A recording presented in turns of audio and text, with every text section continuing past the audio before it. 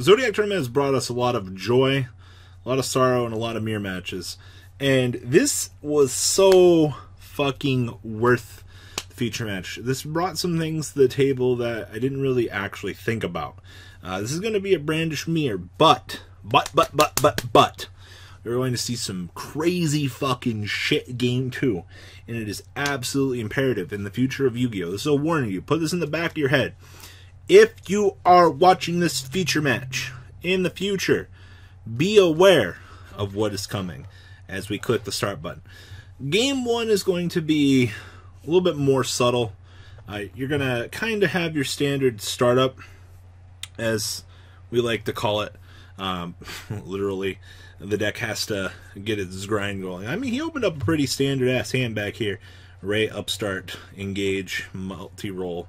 You know, not a bad hand, but got to give our opponent a fresh minute here to set one and pass, because they're not as good as us having double startup engage. So we got to decide for the first spell in the graveyard here. Is we're going to start the turn by upstart gobbling. Got to draw another Ray, which is mass disappointment. Normal summon Ray. Ah, yes, this fucking card. Once per turn, target one other card you control, send it to the graveyard. Also, your opponent activates card or effects in response to your spell card's activation. And cock blocks them out, so you won't be able to do anything. Then during the end phase, you get to set all those fucking different Brandish cards! Yay! And then, of course, Maiden Ray getting the ability to toggle out. And this is where you're going to get the chance to see the goo. This is the new wind one. This is Hayate. So this thing gets to attack directly, and then after damage calculation, if it battles, you get to send one Brandish card from your deck to the graveyard. Yup. And of course, you can only special summon one Hayate once per turn. Jamming Wave coming down here, being the ability to pop a back row, which is pretty fucking good. Jamming Wave coming down, bada bing, bada boom. Gonna fucking take care of that. We're losing a Solemn Strike over there. We're gonna just poke directly, absolutely no reason to kind of gain advantage here and be very passive. I mean, fuck. This guy gets to dump another Ray. Remember, it's one Brandish card, so you can drop the Rays in your graveyard all fucking day. Like, just one less thing that you're going to have to worry about in the grand scheme of things. And I actually really like this. Main phase 2 startup engage, go. Grabbing Widow Anchor, get to draw a card, and you can rotate into the red one. And the red one will let you pick back up startup engage, which will let you draw another card. It's going to be a sad day when half of this shit gets fucking limited, honestly. Toggling out into red. Kagari adding back engage. Going into end phase searcher. Gonna reset, gonna hold this for the next turn. Nothing like having 3 draw cards, right? Like, this is the absolute best scenario that you can set up in. I mean, like, this is a pretty big power turn here. At this point, the opponent is looking really bad. And you're also looking at a Dandelion in this man's hand. You guys love Needle Fiber, right? Like, this man utilized all of his resources, set up a massive indestructible board, and you can tell that Milk really knows what he's doing with this deck. I think it's one of the things I like most about this feature, is you get to see the clear dominance. I would almost argue from the player that opened up better. And he's also got the massive fuck you to the opponent here to take away whatever engine that, you know, he sees fit from the opponent. Like, the absolute sheer dominance in this. And you see the very quick scoop there, forcing us into the next game. So, like I said, game 1 is not really all that exciting. You get to see how one-sided the Brandish mirror, the Sky Striker mirror, actually is. And it's not a disappointing thing getting the chance to see how much potential one-sided it can be, but with Cybernetic Horizon being legal now, some fun stuff gets to come into play. And this is the part that I actually really enjoy most in this feature, is game 2.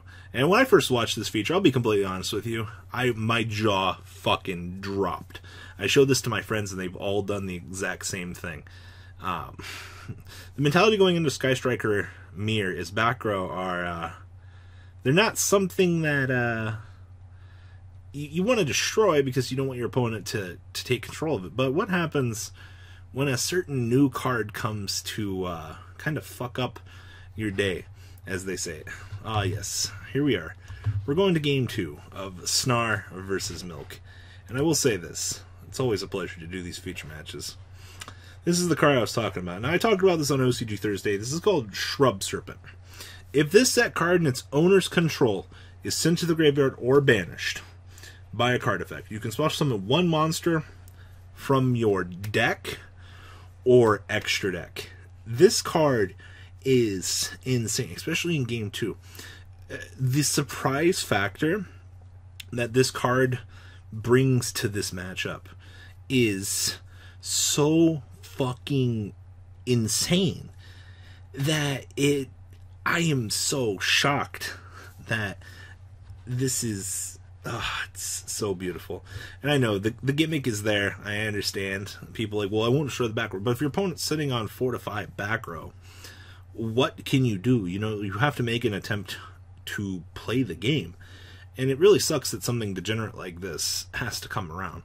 Also interesting to note that Snar is playing Toon Cannon Soldier over your Toon Cyber Dragon for the potential tag out for Rampage, or not Rampage, the other one. We have a startup engage across the table right now. We're going to do some very Brandish things here, as I like to say. I'm going to kind of speed up through his turn here. Mech a bit. Draw 1, Foolish Burial out Ray. Mech a bit, go. Toggling into Kagari, adding back engage. Why did they ever think that this was a good idea? I have to ask you that. His opponent didn't open up super bad, but he didn't open up good. He's going to end on blue. Blue is going to recur. So we know he has Toon Cannon Soldier. He has a Ray in his hand. You know, he gets to search for a startup engage. And, you know, he's got the Widow Anchor face down, which is spicy. I mean, he'll be able to move any real threat out of the way, which is fine, but we know cute things are coming here. Shrub Serpent. Afterburner. This is the one that targets a face-up monster on the field, destroys it. If you have 3 or more cards in your graveyard, you can destroy 1 spell card on the field. It is begun. We top-decked the target one monster in your opponent's graveyard and banish it, and then you can special summon the monster to your field instead. So, not a terrible top deck, but this man doesn't have any. He's got his start engine here with the Hornet bit, but I mean his opponent couldn't Widow Anchor it. He really wanted to, but I don't think it's correct to do that, because if your opponent still has 5 more cards, you know, is it really correct? So Hornet bit coming down here. I'm gonna speed up the turn here. I'm gonna just attack with the Hayate. I would have argued, no, this might be the point, but I mean, your opponent's, you would take control of it, move it out of the way, but you still let your opponent dump, which is bad. This is the questionable part of this game here, is his opponent's got the Widow Anchor, but just going to toggle out, let it resolve, let it resolve, let it resolve, rotating into blue and set 2. Well, blue recruits here, and we're on double Shrub Serpent, and this man is holding a resource pull from hell, including a Twin Twister. So, just kind of got to roll the resources here, kind of see where the opponent's turn is going here. Just sitting on a blue. But, can he do it? Fun shit begins now. Activating Afterburner. Afterburner destroying this. Targeting the back row as well.